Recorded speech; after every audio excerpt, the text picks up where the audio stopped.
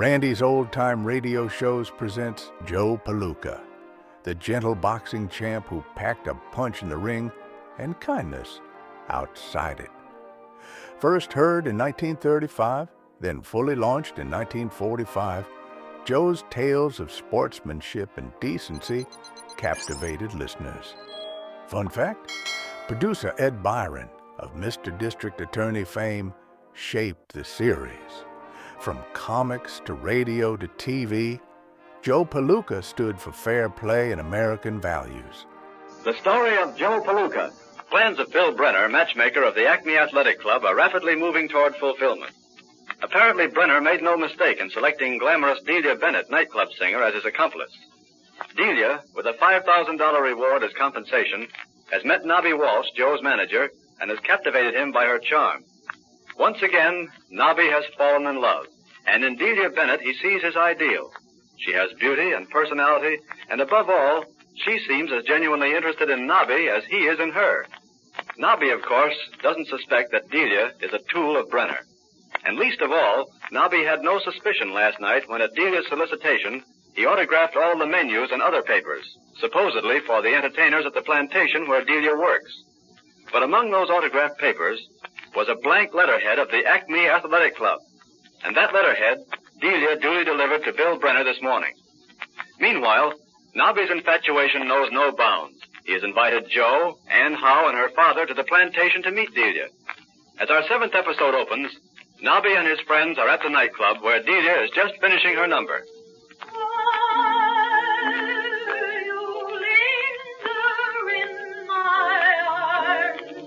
My lips will sigh, I love you so. Dream, the sweetest dream, when you'll ever know. Tonight the moon is high, the land is low.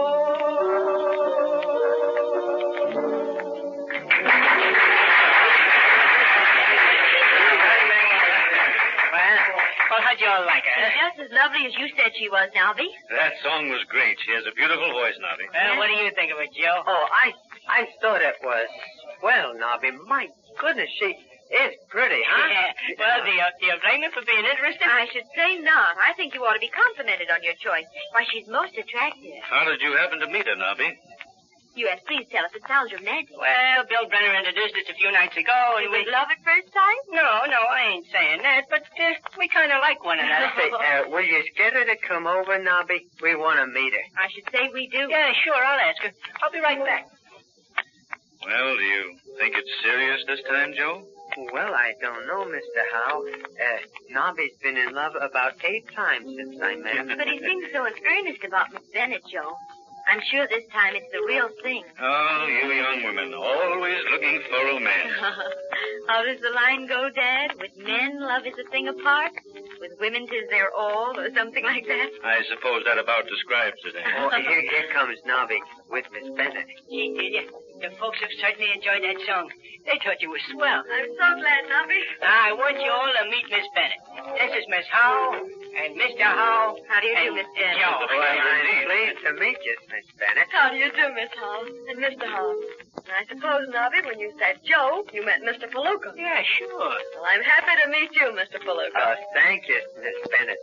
We liked your singing. It was swell. Oh, thank you. Come on, Delia, sit down with us, huh? All right. All right, now what can I order for you, Delia? Oh, nothing now, thank you, Nobby.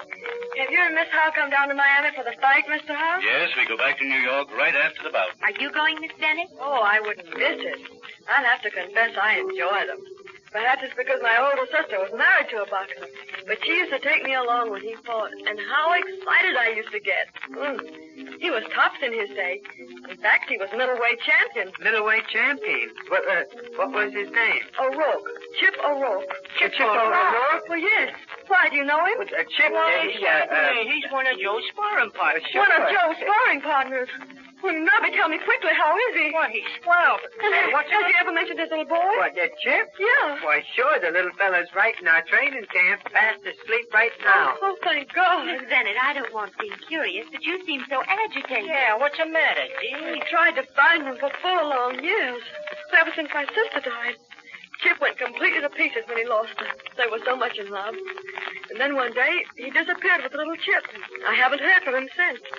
I've tried everywhere to find them. I wrote to the boxing commissions everywhere, but never a word. At last, I just gave up hope. I decided that on a moment of despondency, he took little Chip and... Well, now you can quit worrying, Miss Bennett. They're both just fine. Oh, I can't remember when I've been so happy. I was always so fond of Chip. He was so good to my sister. And I just idolized little Chip. Oh, he's a swell little feller, Miss Bennett. Everybody in the training camp likes him. Yeah, say, we like his dad, too. He's a regular guy. Well, to use a trite phrase, Miss Bennett, it's a small world after all. Oh, I've worried so about him. Chip and my sister practically raised me. He was like a father and a big brother all in one. Oh, he was always so good to me. I'm so anxious to see them. Nobby, why don't you telephone Mr. O'Rourke? Say, yeah, you know, I was just thinking the same thing. I won't tell him what it's all about. I'll just tell him to come right over. All right.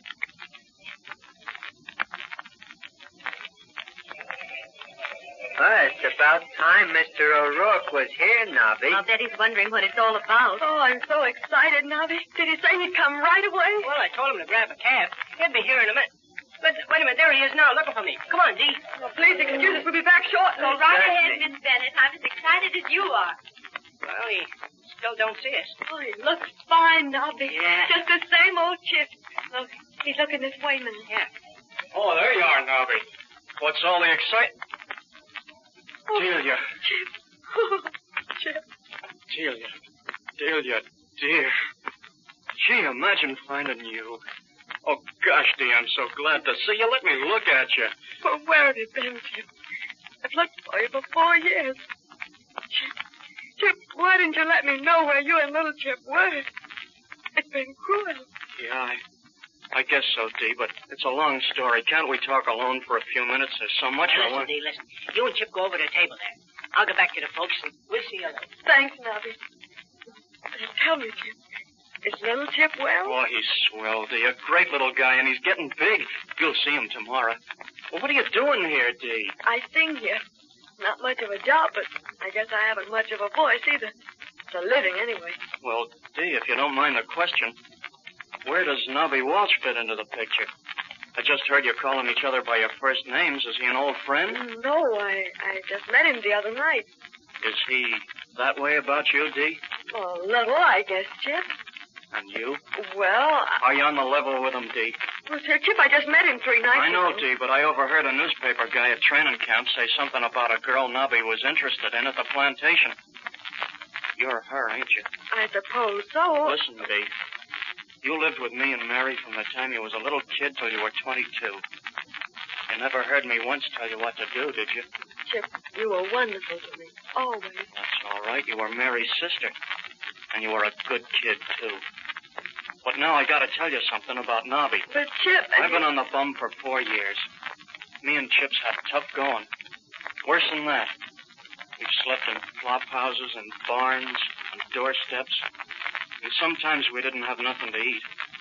Lots of times. Oh, Chip... But I didn't horrible. steal, and I was always on the level. Mary taught me that. And she taught you it, too. Well, anyway, I got in Miami a week ago with a kid, and I was flat broke. Dee, I couldn't get a job here nowheres, and I begged for one. Yeah, begged for one. If I'd only... Do you know what it is to see millionaires riding around in swell cars having a good time when your stomach's empty? And you've got a little kid what's hungry, too? Listen, Dee, for the first time in my life, I wanted to go out and get some dough any way I could. And then I took one last chance, and I went over to the Palooka camp to try to get a job as a sparring partner. Go on, Chip. Well, Dee, there's still some real people in the world. And I'll put Joe and Nobby right on top. They've just been swell. I didn't know they came that way anymore. Afraid I've forgotten there are real people left, Chip. I don't see how you could, being Mary's sister. You even look like her. But I'm not like her, Chip. Down deep you are, Dee. It couldn't be any other way. Gee, you should have seen little Chip yesterday.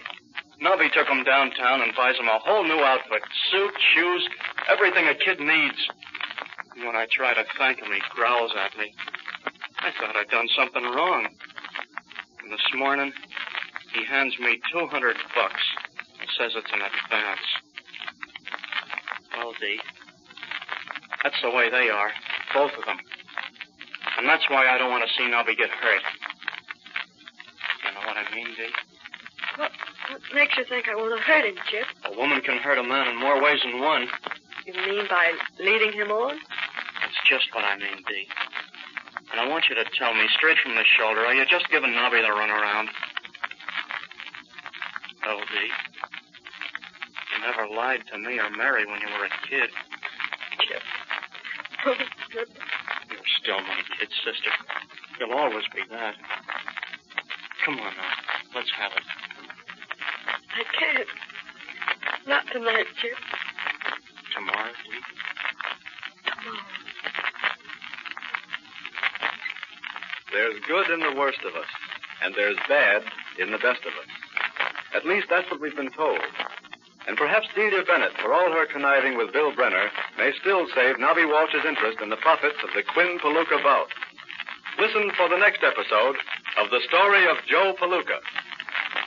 Thank you. And goodbye now. Well, folks, that's all for tonight's broadcast here on Randy's Old Time Radio Shows. Now, bringing these golden oldies back to life takes no small amount of time and effort from our good friend Randy, cleaning up the audio, converting the files, and making sure each show has the best audio possible. If you've enjoyed the program and you'd like to help keep these classics on the airwaves night after night, why not consider a small donation? Every penny goes straight to supporting Randy's work and helping this channel stay on the air. You'll find the links down in the description below. And for those of you kind souls who've already given, Randy tips his fedora to you. Your support truly keeps this old radio spirit alive. Thanks ever so much. And until next time, keep those dials tuned and keep the memories rolling.